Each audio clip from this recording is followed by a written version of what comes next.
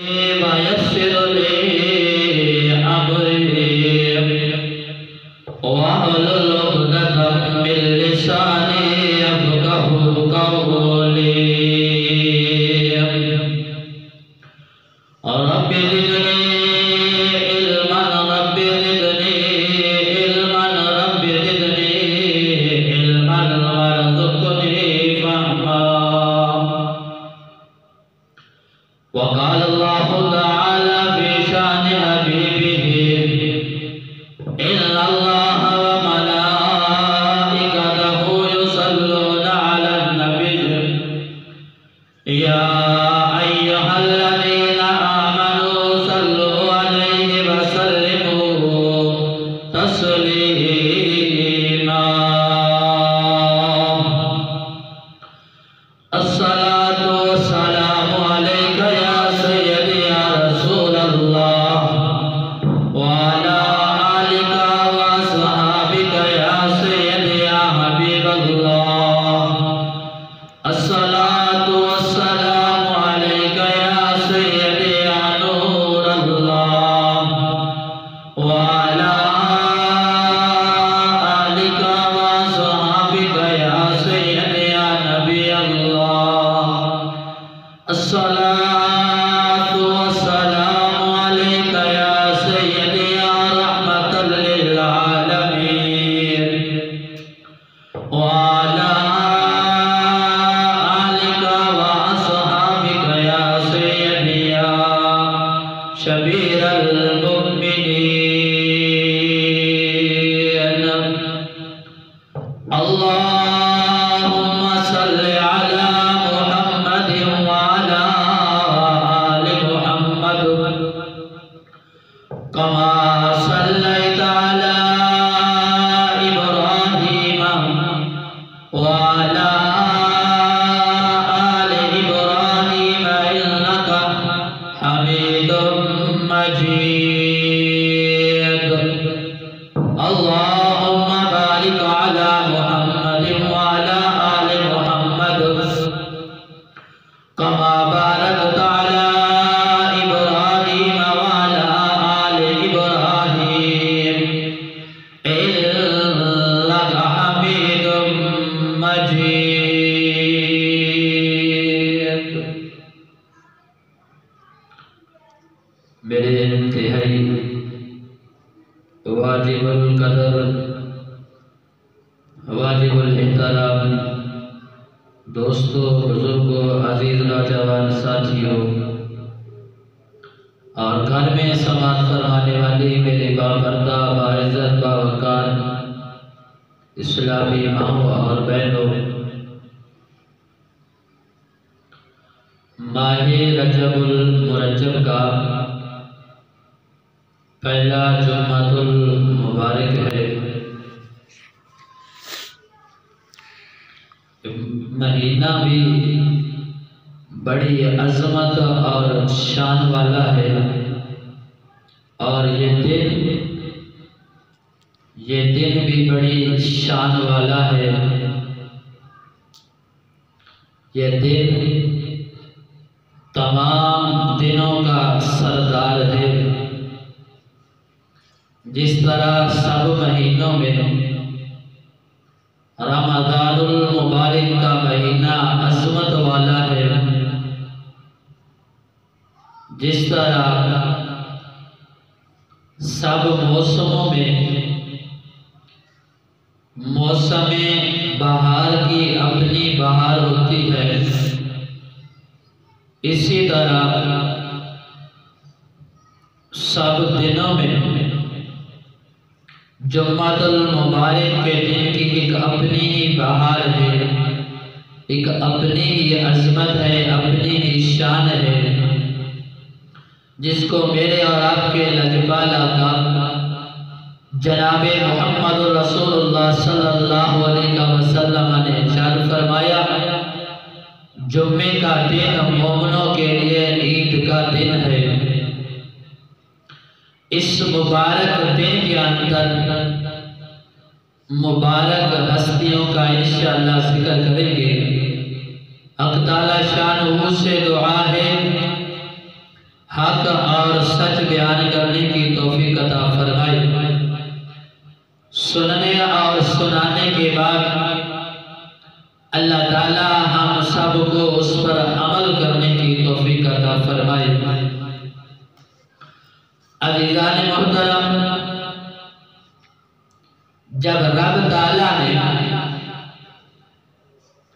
اس کائنات کی تخلیق فرمائی، اس عالم کو بنایا، اس دنیا کو بنایا، اس دنیا کو بنانے کے بعد رب تعالیٰ نے اس دنیا کی پوری تعلیم و تربیت کا بھی اہتمام فرمایا۔ پھر حق تعالیٰ شانہ نے تقریباً 18,000 مخلوقات پیدا فرمائی اور انسان کو اس 18,000 مخلوقات کا سردار بنایا۔ کچھ چیزیں رب تعالیٰ نے انسان کے ذمہ فرض کی ہیں اور 18,000 مخلوقات کو انسان کی خدمت کے لیے پیدا فرمایا۔ 18,000 مخلوقات کو اللہ تعالیٰ نے انسان کی خدمت میں لگا دیا ہے۔ اب انسانیت کی تخلیق کے بعد رب تعالیٰ نے انسان کی رہنمائی کے لیے، انسان کی تربیت کے لیے انبیاء کرام علیہ السلام کا سلسلہ شروع فرمایا، جو حضرت آدم علیہ السلام سے شروع ہو کر جناب محمد رسول اللہ صلی اللہ علیہ وسلم پہ آ کر اپنے اختتام کو پہنچ گیا۔ ختم نبوت کا جب جناب محمد رسول اللہ صلی اللہ علیہ وسلم کے سر سجایا اور اعلان فرمایا، ما کان محمد ابا احد من رجالکم ولکن رسول اللہ وخاتم النبیین، کہ آپ اب اللہ کے آخری نبی ہیں، آپ کے بعد قیامت تک کوئی نبی نہیں آئے گا۔ اب انبیاء کے بعد انسانیت کی تعلیم اور تربیت کے لیے، انسانوں کی رہنمائی کے لیے، چونکہ قیامت تک یہ دنیا کا نظام چلنا ہے، انسان آئیں گے، اس دنیا کے اندر بسیں گے، رہیں گے۔ اب انبیاء کے بعد عالم انسانیت کی تعلیم و تربیت کا اہتمام کون کرے گا؟ تو اس کے لیے حق تعالی شانہ نے اولیاء اللہ کو کے ذمے یہ کام لگایا ہے کہ انبیاء کے بعد اب آپ کی ذمہ داری ہے لوگوں کی رہنمائی کرنا، لوگوں کی اصلاح کرنا۔ یہ اولیاء اللہ کا سلسلہ جو ہے یہ قیامت تک چلتا رہے گا۔ اور پھر اللہ کے ولی کی رب تعالیٰ نے بڑی شان بنائی ہے۔ اس سے بڑی شان اور کیا ہو سکتی ہے کہ رب تعالیٰ نے ان کی عظمت کو قرآن کے اندر بیان فرمایا۔ فرمایا الا ان اولیاء اللہ لا خوف علیہم ولا هم يحزنون۔ اب جس کی عظمت اور شان کو بیان خود رب تعالیٰ فرما دے، وہاں تو عظمت کی بھی بس ہو جاتی ہے کہ جس کی عظمت اور شان کا تذکرہ خود رب تعالیٰ فرما دے، اس سے بڑی اور شان کیا ہو سکتی ہے۔ لیکن سوال یہ ہے کہ ہمیں کیسے پتہ چلے گا کہ فلاں جو ہے وہ اللہ کا ولی ہے، جس کی رب تعالیٰ نے عظمت اور شان قرآن کے اندر بیان فرمائی ہے؟ کیسے پتہ چلے گا کہ یہ فلاں شخص ہے جس کو اللہ تعالیٰ نے قرآن کے اندر یہ تمغہ عطا فرمایا ہے؟ اس کا بندوبست بھی خود رب تعالیٰ نے فرما دیا۔ اسی قرآن کے اندر رب تعالیٰ نے چند ایک صفات بیان فرمائی ہے کہ جس بندے کے اندر یہ صفات پائی جائیں تو سمجھ لو کہ یہ اللہ کا ولی ہے، سمجھ لو کہ یہ اللہ کا ولی ہے۔ 11واں پارہ ہے سورۃ التوبہ کے اندر اللہ تعالیٰ نے ایک آیت کریمہ نازل فرمائی، جو میں نے شروع خطبے میں تلاوت کی ہے، التائبون العابدون الحامدون، اس آیت مبارکہ کے اندر رب تعالیٰ نے چند صفات کریمہ کا ذکر فرمایا۔ اب لوگ کہتے ہیں کہ اس دنیا کے اندر، اس دور کے اندر اب کوئی ولی نہیں ہے، اگر ولی نہ ہوتا تو آج قیامت برپا ہو چکی ہوتی۔ جب تک اللہ کے ولی اس دنیا میں موجود ہیں تب تک قیامت نہیں آئے۔ جس دن اللہ کے ولی اس دنیا سے ختم ہو گئے نا، اس دن پھر قیامت آ جائے گی۔ اللہ کے ولی موجود ہیں لیکن اللہ کے ولیوں کو پہچاننے والی وہ آنکھیں موجود نہیں ہے، وہ بصیرت اور بصارت موجود نہیں ہے جو اللہ کے ولیوں کو پہچانتی ہے۔ اللہ کے ولیوں کی رب تعالیٰ نے چند صفات بیان فرمائی کہ جس بندے کے اندر یہ صفات پائی گئیں وہ سمجھ لو کہ اللہ کا ولی ہے۔ رسول اکرم صلی اللہ علیہ وسلم نے فرمایا جس بندے کے دربار کے اندر تم جاؤ، اللہ اور اللہ کے رسول صلی اللہ علیہ وسلم کی یاد آئے، سمجھ جاؤ کہ یہ اللہ کا ولی ہے۔ تو یہ یاد کیسے آئے گی؟ جب سر سے لے کر پاؤں تک وہ شریعت مصطفیٰ صلی اللہ علیہ وسلم میں ڈھکا ہوا ہوگا تو پتہ چلے گا کہ یہ اللہ کا ولی ہے، جس کا چلنا پھرنا اٹھنا بیٹھنا اوڑھنا بچھونا شریعت مصطفیٰ صلی اللہ علیہ وسلم کے مطابق ہوگا، سمجھ لو کہ یہ اللہ کا ولی ہے۔ اور رب تعالیٰ نے فرمایا التائبون، چند صفات ذکر فرمائے، ان میں سب سے جو پہلی صفت ہے وہ ہے کہ وہ ہر وقت وہ اللہ کی طرف متوجہ رہتا ہے، وہ رجوع اللہ کرتا ہے، اس کی توجہ ہر وقت اللہ کی طرف متوجہ رہتی ہے۔ اب توبہ دو قسم کی ہوتی ہے، ایک توبہ تو یہ ہے کہ ایک بندے نے کوئی گناہ کر لیا، اس سے کوئی غلط کام ہو گیا، وہ اس پہ شرمندہ ہوتا ہے اور اللہ تعالیٰ سے اپنے کیے ہوئے گناہ کی معافی مانگتا ہے، اپنے گناہ کی معافی مانگتا ہے۔ اور دوسری توبہ یہ ہے کہ اس نے کوئی گناہ تو نہیں کیا، اس نے کوئی گناہ تو نہیں کیا، لیکن اس کے باوجود وہ رب تعالیٰ سے معافی مانگتا ہے کہ ہو سکتا ہے کوئی انجانے میں مجھ سے غلطی ہو گئی ہو، اللہ وہ بھی معاف کر دے۔ اب ان دونوں کی میں مثال دے دیتا ہوں۔ حضرت امام احمد بن حنبل رحمت اللہ تعالیٰ علیہ بہت بڑے اللہ کے ولی گزرے ہیں اور بہت بڑے امام گزرے ہیں، اور تاریخ کے اندر انہوں نے ایک مسئلے پر اتنی مار کھائی ہے کہ شاید تاریخ میں کسی نے کھائی۔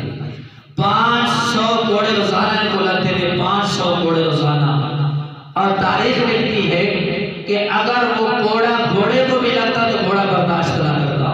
اور حضرت امام احمد بن حنبل رحمۃ اللہ تعالیٰ علیہ روزانہ 500 کوڑے کو برداشت کرتے تھے، لیکن اپنے موقف سے، اپنے مسلک سے، اپنے فتوے سے ایک انچ بھی پیچھے نہ ہٹے۔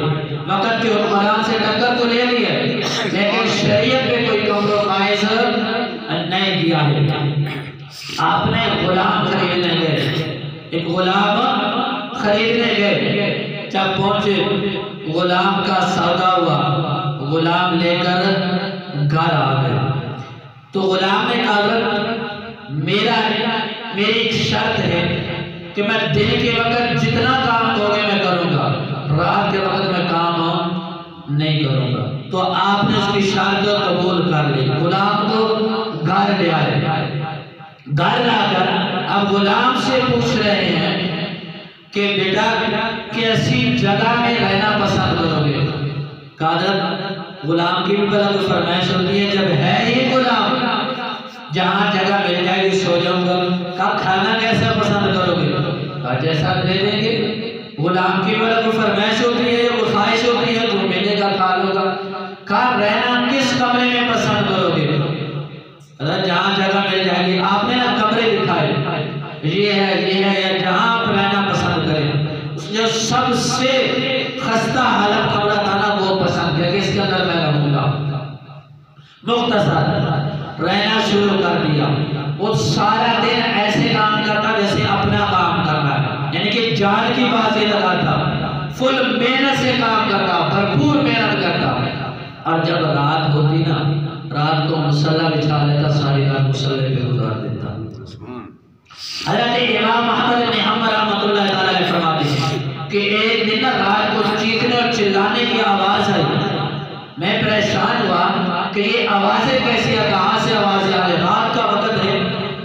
جب میں غلام کے کمرے میں گیا نا، جا کر دیکھا مصلی بچھایا ہوا ہے اور سجدہ ریز ہے، اور رب تعالیٰ سے یوں مخاطب ہے کہ یا اللہ تو جانتا ہے میں امام احمد بن حنبل کا غلام ہوں، سارا دن سوائے 5 نمازوں کے اور اپنے مالک کی خدمت کے یا اللہ مجھے یاد نہیں کر سکتا، اپنے مالک کی خدمت میں لگا رہتا ہوں، یا اللہ ساری رات تیرے دربار میں گزارتا ہوں، جو دن کے وقت نماز کے علاوہ میں تجھے وقت نہیں دے سکتا، یا اللہ مجھے معاف کر دینا، یا اللہ مجھے معاف کر دینا کہ دن کو سوائے نمازوں کے اور میں کوئی وقت نہیں دے سکتا، تیرا ذکر نہیں کر سکتا، تیری عبادت نہیں کر سکتا، مالک کی فرما برداری میں لگا رہتا ہوں، یا اللہ مجھے معاف کر دینا۔ سارا دن مالک کی خدمت میں اور رات ساری رات خالق کی یاد میں گزارتا ہے۔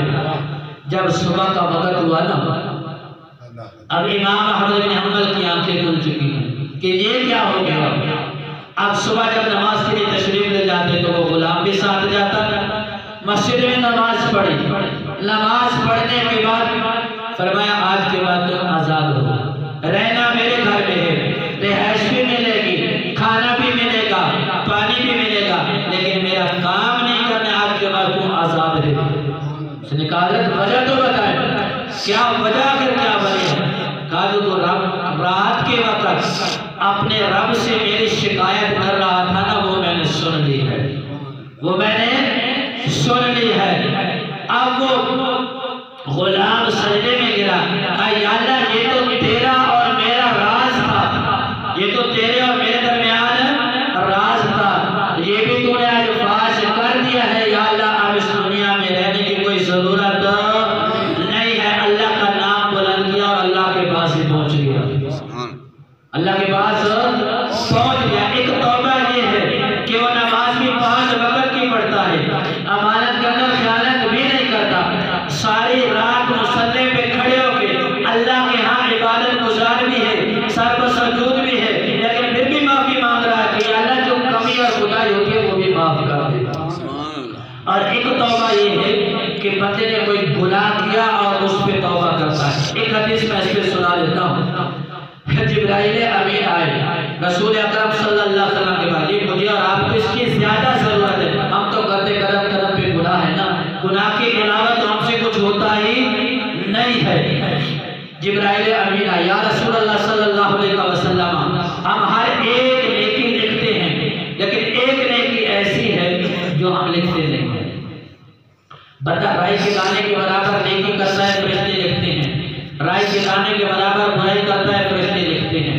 سب کچھ نوٹ ہو رہا ہے، ایک ایک سانس، ایک ایک لمحہ نوٹ ہو رہا ہے، لیکن جبرائیل امین آج کل لگے یا رسول اللہ صلی اللہ علیہ وسلم ایک نیکی وہ ہے جو ہم لکھتے نہیں ہیں۔ تو رسول اکرم صلی اللہ علیہ وسلم نے فرمایا کہ اے جبرائیل وہ کون سی نیکی ہے؟ فرمایا یا رسول اللہ صلی اللہ علیہ وسلم آپ کا وہ امتی جو گنہگار ہے، گناہ کرتے کرتے تھک گیا ہے اور اب رب تعالیٰ کا خوف اس کے دل کے اندر آیا، وہ اپنے گناہوں پر شرمندہ ہو کر اللہ کے دربار میں آتا ہے اور اللہ کے ہاں سر پر سجود ہوتا ہے، اللہ کے خوف کی وجہ سے اس کے آنکھ سے آنسو کا ایک قطرہ نکلتا ہے، ابھی وہ قطرہ زمین پر نہیں گرا، وہ ان پلکوں کے اندر اٹکا ہوا ہے، زمین پر نہیں گرا، اس آنکھ سے نکلنے والے آنسو کے ایک قطرے کا اتنا اجر ہے، اتنا اجر ہے کہ کل کائنات کے اندر جتنے فرشتے ہیں اگر وہ لکھنے بیٹھ جائے قیامت تک اس کا ثواب نہیں لکھ سکتے، قیامت تک اس کا ثواب نہیں لکھ سکتے۔ رب تعالیٰ اس کا ثواب ہے اپنی شایان شان عطا فرماتے ہیں،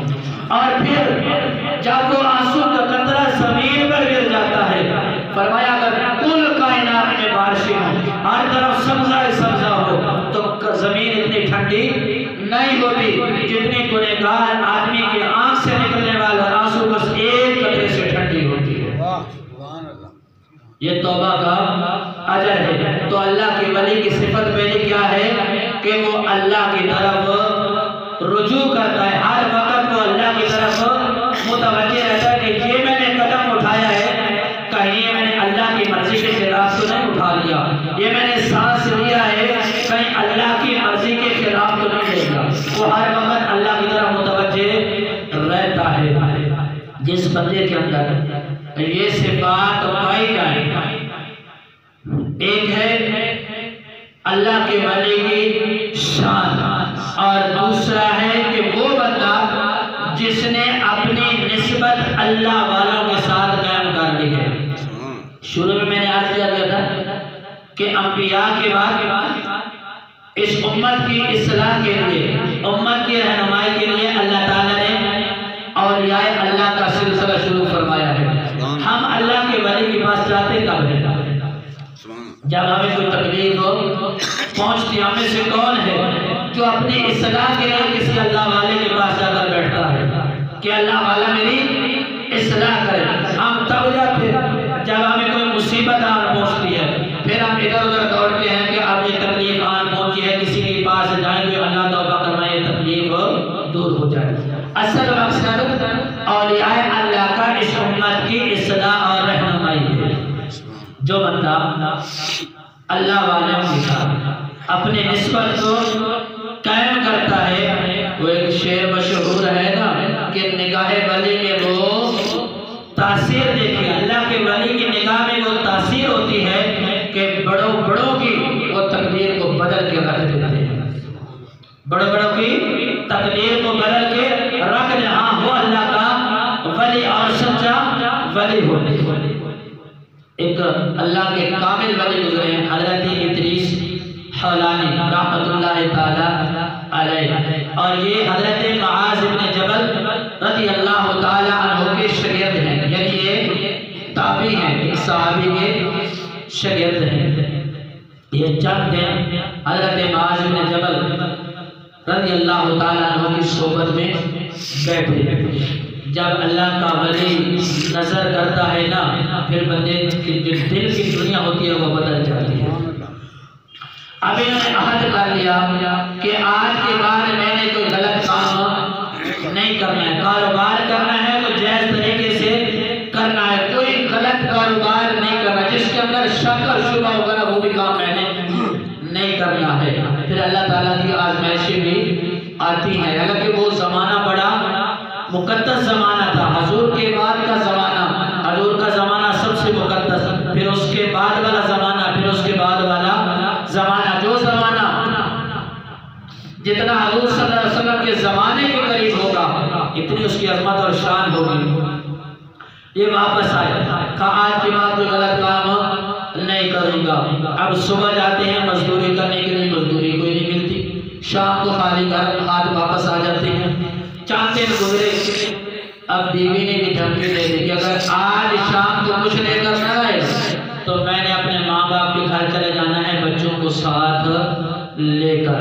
اب ادھر سے کوئی مزدوری نہیں ملتی، ادھر سے آج کی ہوا کہ کوئی غلط کام بھی نہیں کرنا، جس کام کے اندر ذرہ برابر بھی شک شبہ ہوگا وہ میں نہیں کروں گا، وہ مزدوری میں نہیں کروں گا۔ آج آخری دن ہے، آخری مہلت مل گیا ہے کہ اب کچھ لے کر نہ آئے تو بیوی بھی چلے جائے گی، اب غلط کام بھی نہیں کرنا، بیوی بھی جاتی ہے، بچے بھی جاتے ہیں، کروں تو کروں کیا؟ بڑی توجہ سے سننا۔ صبح گئے، زور کے وقت تک انتظار کیا، کوئی مزدوری نہ ملی۔ اب زور کا وقت ہوا، دل کے اندر خیال آیا ایک ہفتہ ہو گیا دنیا داروں کی مزدوری تلاش کر رہا ہوں، کیوں نہ آج اللہ کی مزدوری کر لوں، پھر دیکھتا ہوں کچھ ملتا ہے یا نہیں ملتا۔ دریا کے کنارے میں وضو کیا اور ریت پہ ہی اللہ کے ہاں سجدہ ریز ہو گئے۔ زور سے لے کر اثر تک وہ اللہ کے حضور سجدہ ریز رہے، یا اللہ دنیا والوں کی مزدوری کر کر میں تھک چکا ہوں، اب تیرے در پہ آیا ہوں، یا اللہ دنیا سے تھک ہار کر اب تیرے در پہ آ گیا ہوں۔ زور سے لے کر اثر تک اللہ کی مزدوری کی۔ اب جب آنے لگے نا تو جو اپنا رومال تھا اس کے اندر تھوڑی سی ریت باندھ لی، کہ بیوی دور سے دیکھے گی نا تو خالی ہاتھ آنا وہ چیخنا چلانا شروع کر دو، عورتوں کی عادت ہوتی ہے، تو ہمسایوں کو بھی پتہ چل جائے گا کہ ان کے گھر کے اندر کچھ ہے نہیں، تو چلو جب ریت بندی ہو گیا رومال کے اندر دیکھے گی تو کچھ حوصلہ ہو جائے گا۔ اب وہ ریت کی گٹھری بندی ہوئی ہے، کندھے پہ رکھی ہے، آ رہے ہیں، جب گھر میں پہنچے نا تو بڑا پرسکون ماحول ہے، بڑا پرسکون ماحول ہے، کہا خیریت ہو۔ جب میں گھر میں آیا تو بیوی نے بڑے باعزت طریقے سے کھانا بھی اس کا ہاتھ دھوئے، جب میرے سامنے کھانا ہے تو میں حیران ہو گیا، ہر قسم کے کھانے میرے سامنے موجود ہیں، تو میں حیران ہوا کہ گھر میں تو کچھ کھانے کے لیے نہیں تھا، یہ کھانے آ کہاں سے گئے؟ اور بیوی اس کا دامن تو روزی روشن کی طرح یہاں ہے کہ اسی غلط حرکت آ رہی نہیں سکتی۔ کہا یہ کھانا آیا کہاں سے ہے؟ گھر میں تو کچھ کھانے کے لیے تھا ہی نہیں۔ کہا پتہ نہیں کس نیک بندے کی تو مزدوری کرنے چلے گئے تھے، گھر کے اندر اتنا مال اس نے بیچا ہے، اتنا مال اس نے بیچا ہے کہ رکھنے کے لیے جگہ بھی نہیں بچی ہے۔ پتہ نہیں کس غریب بندے کی مزدوری کرنے چلے گئے تھے، اس نے اتنا مال بیچا ہے کہ گھر میں مال رکھنے کے لیے جگہ بھی نہیں بچی ہے۔ نے کہا اچھا سمجھ گیا کہ جس کی مزدوری میں کرنے گیا تھا نا، دنیا کی مزدوری کر کر کے تھک چکا تھا، اب رب تعالیٰ کی مزدوری۔ اس نے کہا اچھا تم لے کر کیا آئے ہو؟ تم لے کر کیا آئے ہو؟ جب اس نے وہ گٹڑی اٹھائی نا تو اب یہ دیکھ رہا ہے کہ یہ کھولے گی تو اندر سے ریت نکلے گی۔ اس کی بیوی نے وہ گٹڑی اٹھائی لے کر آئی، جب اس کو کھولا نا، جب اس کو کھولا جس کے اندر ریت بنی ہوئی تو وہ ہیرے اور جواہرات ہیں، وہ ہیرے اور جواہرات نکلے۔ تو عرض کرنے کا مقصد ہے کہ جب بندہ اللہ کے ولی کی صحبت میں بیٹھتا ہے، جب اللہ کے ولی کی صحبت میں بیٹھتا ہے، جب وہ اللہ کا ولی اس پہ نظر کرتا ہے تو اس کی تقدیر بدل جاتی ہے۔ ہاں یہ بھی نہیں ہے کہ ایک لمحہ اس کے سامنے بیٹھے اور جب وہ اٹھے تو وہ کہے بس اب میری تقدیر بدل چکی ہے، اور اس کے اندر کچھ وقت لگتا ہے۔ تو ادھر ادھر کی جب بندہ ٹھوکریں کھاتا ہے نا، وہ ادھر ادھر ٹھوکریں کھانے کی بجائے وہ کیوں نہ اللہ کے دربار کے اندر چلا جائے، رب سے مانگ کر تو دے۔ جب رب فرماتا ہے کہ میں تیرے شیراک سے بھی قریب ہوں، میرے بندے تو مانگ تو سے، تیرے مانگنے میں دیر ہے، میرے عطا کرنے میں کوئی دیر نہیں ہے۔ آخری واقعہ سنا کے میں بس کرتا ہوں۔ جب بندہ اللہ کے ساتھ سچی دوستی کر لیتا ہے، اللہ والوں کے ساتھ سچی دوستی کرتا ہے، دل سے دوستی کرتا ہے، تو رب تعالیٰ جب خود فرماتا ہے کہ اے میرے بندے، یہ میں نے 18,000 مخلوقات پیدا کی ہیں، یہ ساری کی ساری میں نے تیرے لیے پیدا کی ہیں۔ 18,000 مخلوقات کو میں نے تیرے لیے پیدا کیا، صرف تجھے اپنے لیے پیدا کیا ہے۔ وَمَا خَلَقْتُ الْجِنَّ وَالْإِنسَ إِلَّا لِيَعْبُدُونِ۔ جنوں اور انسانوں کو اللہ نے اپنی عبادت کے لیے پیدا کیا، اور 18,000 مخلوقات کو انسان کے لیے پیدا کیا ہے، انسان کی خدمت کے لیے پیدا کیا ہے۔ حضرت امام اعظم ابو حنیفہ رحمۃ اللہ تعالیٰ علیہ، آپ کے ایک شاگرد ہیں، ایک بادشاہ کی مجلس کے قریب سے گزرے تو وہاں محفل موسیقی چل رہی ہے، محفل موسیقی، گانے بجانے، شراب، فل عیاشی ہو رہی ہے۔ اب جو بندہ اللہ والوں کی صحبت میں بیٹھا ہو نا، وہ غلط کام کرتا بھی نہیں ہے اور غلط کام ہوتا دیکھ بھی نہیں سکتا۔ اس کو غصہ آیا کہ یہ سریعام اللہ تعالیٰ کی نافرمانی ہو رہی ہے، شراب پی جا رہی ہے، گانے بجائے جا رہے ہیں، اور گانا حدیث میں آتے ہیں الغناء ينبت النفاق فی القلب کما ينبت الماء الزرع، فرمایا گانا دل کے اندر ایسے نفاق پیدا کرتا ہے جیسے پانی کھیتی کو پیدا کرتا ہے۔ تو ان کو غصہ آیا نا تو انہوں نے آلات موسیقی کو توڑ ڈالا، بادشاہ کی محفل کے اندر جا کر آلات موسیقی کو توڑ ڈالا۔ بادشاہ کو غصہ آیا کہ یہ درویش آدمی ہے، پھٹے پرانے کپڑے پہنے ہوئے ہیں اور بادشاہ کی محفل میں آ کر اتنی جرأت اس نے کی کیسی ہے؟ کہا اس کو پکڑو اور شیر کے پنجرے کے اندر ڈال دو تاکہ اسے وہ نوچ نوچ کر کھا لے۔ اب جو بادشاہ کے چیلے چمچے بیٹھے ہوتے انہوں نے پکڑا اور جا کر شیر کے پنجرے میں بند کر دیا۔ جب بابا جی کو شیر کے پنجرے میں بند کیا تو بابا جی اللہ کے ہاں سجدہ ریز ہو گئے۔ صبح کا وقت ہوا، محفل موسیقی ختم ہوئی تو بادشاہ نے اپنے وزیروں سے کہا جا کر دیکھو بابا جی کو کپڑے شپڑے بچے نہیں یا سارا کچھ شیر کھا گیا، کوئی کپڑے شپڑے، کوئی جتی، کوئی ہڈی، کوئی بچی، یا سارا کچھ شیر ہڑپ کر گیا۔ جب صبح کے وقت وزیر گئے نا تو کیا دیکھتے ہیں کہ بابا جی کا سر سجدے میں ہے اور شیر بابا جی کے پاؤں چاٹ رہا ہے۔ بابا جی کا سر سجدے میں ہے اور شیر بابا جی کے پاؤں چاٹ رہا تھا۔ انہوں نے بادشاہ کو بتایا، بادشاہ نے کہا اس کو بلاؤ۔ جب بادشاہ نے اس کو بلایا کہا یہ کیا ماجرا ہے؟ اس نے کہا بادشاہ جب آپ کسی وزیر کو دوسرے ملک میں بھیجتے ہیں، وہ آپ کا بطور وزیر کسی دوسرے ملک میں جاتا ہے تو وہ بادشاہ اس کا ادب و احترام کرتا ہے یا اس کو سزا دیتا ہے، اس کو پروٹوکول دیتا ہے، اس کو عزت احترام کرتا ہے کہ فلاں بادشاہ نے جو ہے اپنا وزیر بھیجا ہے، کہا تو دنیا دار ہے، تیرا وزیر کوئی کسی دوسرے ملک میں چلا جائے وہ دنیا والے اس کی عزت کرتے ہیں، اور میں تو اللہ اور اللہ کے حضور کا وزیر بن کر آیا ہوں۔ یہ رب کی غیرت کیسے گوارا کرتی کہ ایک جنگل کا چرندہ مجھے تکلیف پہنچائے؟ تو دنیا دار ہے، دنیا کا عارضی بادشاہ ہے، تیرا وزیر جائے تو لوگ اس کا عزت اور احترام کرتے ہیں، میں تو احکم الحاکمین کا وزیر بن کر آیا ہوں، یہ کیسے ہو سکتا ہے کہ دنیا کا کوئی درندہ یا چرندہ مجھے تکلیف پہنچائے؟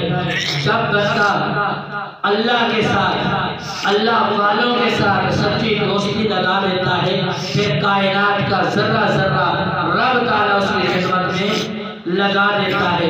رب دیتا ہے، ہمیں مانگنا نہیں آتا، ہمیں مانگنا نہیں آتا، رب تعالیٰ دیتا ہے۔ اس نے اعلان جو کیا میرے بندے تیرے مانگنے میں دیر ہے، میرے عطا کرنے میں کوئی دیر نہیں ہے۔ وَإِذَا سَأَلَكَ عِبَادِي عَنِّي فَإِنِّي قَرِيبٌ أُجِيبُ دَعْوَةَ الدَّاعِ، میرا رب تک فرماتے ہیں میرے بندے مجھ سے مانگ تو صحیح، مجھ سے سوال کر تو صحیح، تو تو بولتا ہے تیری زبان سے الفاظ بعد میں عطا پہلے کر دوں گا، میں عطا پہلے کر دوں گا۔ آخری حدیث مختصر ہے، چھوٹے سے بندہ رب سے مانگتا ہے، کوئی دنیا کی کوئی چیز مانگ رہا ہے۔ ایک بچہ اپنے باپ کو کہتا ہے کہ ابا موٹر سائیکل لے دو، باپ اسے نہیں لے کر دیتا، اس کا مطلب کیا ہے کہ باپ کو بیٹے کے ساتھ محبت نہیں ہے۔ بیٹا کہتا ہے ابا موبائل لے دو، باپ نہیں لے کر دیتا، کیا باپ کو بیٹے کے ساتھ محبت نہیں؟ محبت ہے، محبت کا یہ تقاضا ہے کہ وہ موبائل نہ لے کر دے، اسے پتا ہے کہ اگر میں نے اسے موبائل لے دیا اس کا مستقبل تباہ ہو جائے گا، اس کا مستقبل تباہ ہو جائے گا۔ اگر موٹر سائیکل لے کر دے دیا، اس کی عمر نہیں ہے موٹر سائیکل چلانے والے، یہ غلط حرکتیں کرے گا اور ٹانگیں توڑوا بیٹھے گا، اس لیے نہیں لے کر دیتا۔ یہ محبت کا تقاضا ہے کہ لے کر نہ دے، یہ محبت کا تقاضا ہے کہ موبائل لے کر نہ دے، ابھی اس کا وقت نہیں ہے موبائل استعمال کرنے کا، ابھی وقت نہیں ہے اسے موٹر سائیکل چلانے کا۔ ایک بندہ رب سے مانگتا ہے کہ یا اللہ گاڑی دے، یا اللہ کوٹھی دے دے، یا اللہ بنگلہ دے دے، وہ مانگ رب سے رہا ہے، نہیں ملا، کیوں؟ اس کے حق میں بہتر نہیں تھا تو رب نے نہیں دیا، اس دنیا سے چلا گیا۔ وہ مانگتا رہا، مانگتے مانگتے مانگتے اس دنیا سے چلا گیا۔ جب قبر میں کیا آنا، جو دنیا میں مانگتا رہا دنیا میں نہ ملا، قبر کے اندر وہ سارا کچھ سامنے آ گیا، تو اس نے کہا یہ نہیں کیا تو میں نے کی نہیں کی، تو فرشتے کہتے ہیں جو دنیا میں رب سے مانگتا رہا نا، تیرے حق میں دنیا میں بہتر نہیں تھا، دنیا میں نہیں ملا، وہ تیرے لیے ذخیرہ ہوتا رہا، تیرے لیے جمع ہوتا رہا، آج تو قبر کے اندر آ رہا ہے، اس دن کے لیے وہ ساری دعائیں جمع ہوتی ہیں، اس کا صلہ آج مجھے ملتا ہے۔ پھر اس وقت غور کرے گا کہ کاش دنیا کے اندر میری ایک بھی دعا قبول نہ ہوئی ہوتی کہ ساری دعاؤں کا صلہ آج مجھے ملتا۔ تو اس لیے ہر وقت اللہ سے مانگا کرے، اگر حق میں بہتر ہوا دنیا میں مل جائے گا، اگر دنیا میں نہ ملا نا تو آخرت میں ضرور ملے گا۔ جو رب کی بارگاہ میں ہاتھ اٹھیں گے وہ رب تعالیٰ خالی کبھی بھی نہیں لوٹاتا۔ تو میری آخر میں گزارش ہے، میری عرض ہے کہ جمعہ کا دن ہفتے بعد ایک دن آتا ہے، ہفتے بعد ایک دن آتا ہے، اور یہ سارے دنوں کا سردار ہے ماشاءاللہ۔ اب آپ تشریف لا رہے ہیں، اگر آپ 1 بجے تشریف لے آئیں تو ذرا، کیونکہ آپ جیسے مہذب لوگوں کی مجھے زیارت کرنے کا زیادہ دیر موقع مل جائے گا۔ ابھی آتے ہیں نا، ابھی کسی کی زیارت ہوگی اور کسی کی زیارت ہوگی نہیں، کیونکہ ہم نماز پڑھنے لگ جائیں گے، جب سلام پھیریں گے تو آدھے سے زیادہ پھر جا چکے ہوں گے، ایسے ہوتا ہے نا۔ تو میری گزارش ہے، میری عرض ہے کہ اگر آپ تھوڑا جلدی تشریف لایا کریں اور زیادہ دیر آپ کی زیارت کا موقع مل جائے گا، اور اللہ تعالیٰ اس میں اجر بھی زیادہ عطا فرمائیں گے۔ دعا ہے جو کچھ پڑھا ہے سنا ہے، اللہ تعالیٰ عمل کی توفیق عطا فرمائے گا۔